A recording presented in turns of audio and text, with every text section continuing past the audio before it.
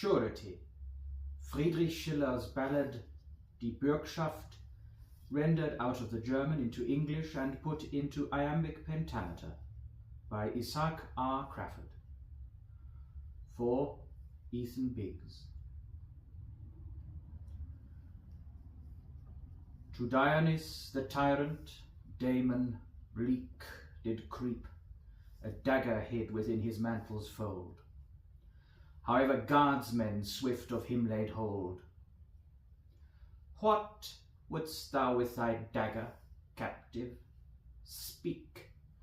Of him demanded tyrant, wroth and sleek. Set free this city from thy tyranny. Upon the cross shall death thy penance be.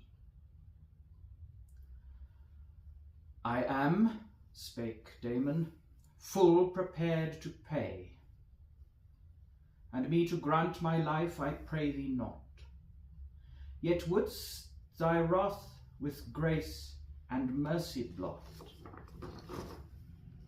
to grant me but 3 days of time, I pray, in marriage sister mine to give away. As surety I leave my dearest friend, whom, come I not again, thou mayest end.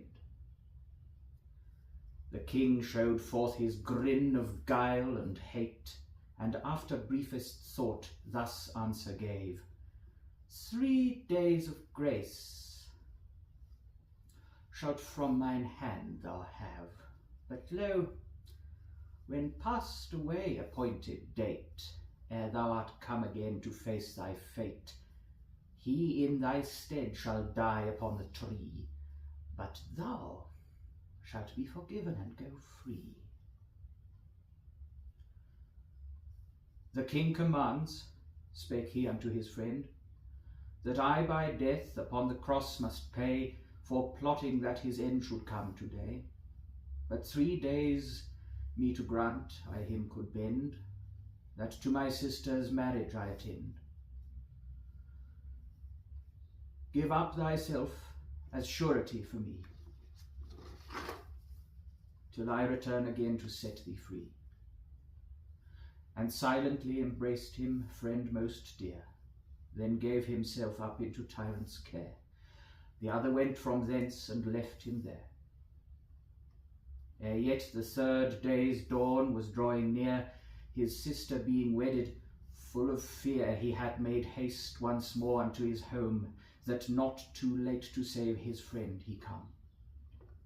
Yet gaped the clouds, and poured unbounded rain, from distant mountains swelling torrents gushed, and floods him hemming roared and raged and rushed. On river's bank beheld he chaos reign. The bridge engulfed did break neath water's strain, whereof the billows heaven did unseat, and e'en the sky to earth they seemed to beat. And troubled did upon that bank he err. Behold, whichever way he turned his eye, however desperate he did call and cry, from dry land would himself no boatman stir, to bear him o'er the flood to steadfast spur, nor ferry was there anywhere to see, and from its bank the torrent did break free.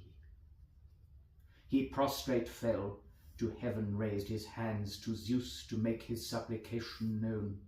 O bind the flood that is so fearful grown. The hour is near, the sun at high noon stands, and when to set him eventide commands, and I am not returned to face mine end, they shall my friend from mine own cross suspend. Yet waxed anew the all-devouring flow, and billows piled on billows heaving heap, and earthen roll by hours the day did reap, that full of fear he finally bowed low, and into wrathful waters he did go. The same with mighty arms he cleft apart, and Zeus was moved to mercy in his heart. He reached the bank, made haste through fleeing day, and running praised his Saviour's hand, when from the forest fence an outlaw band broke forth, and hemmed again the pilgrim's way on every hand, and shouting bade him stay. Their clubs and sticks showed forth their threat to kill the traveller if he would not stand still.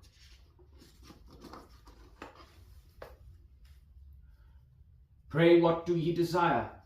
he cried in fright. "I only have my life, no other thing, and that is due unto the tyrant king." The nearest he disarmed and did him smite.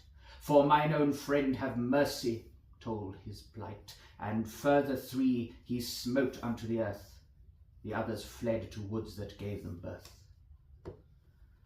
And noonday sun did pour out heat and fire, so that at last he weak and thirsty fell, and none there was that could his sorrows quell. "Hast thou not rescued me from outlaw's ire, and me to brave the river's will inspire? And why? That here I must lie down and die, and pledge to friend be proven but a lie." Behold, of water purling voice did gleam a whisper merely, but a breath of air, and silently to listen lay he there. And lo, a fountain from a rocky seam arose, and flowed from thence in quickening stream, and sweetly did its gleaming gush refresh his troubled, sorrowful, and woeful flesh. The sun screamed condemnation o'er the land, and on the face thereof a painting made of looming trees in even darker shade. 2 travellers he heard then passing by, would hide himself away from roving eye, but heard what manner then of thing they spoke. Soon shall his life upon the cross be broke.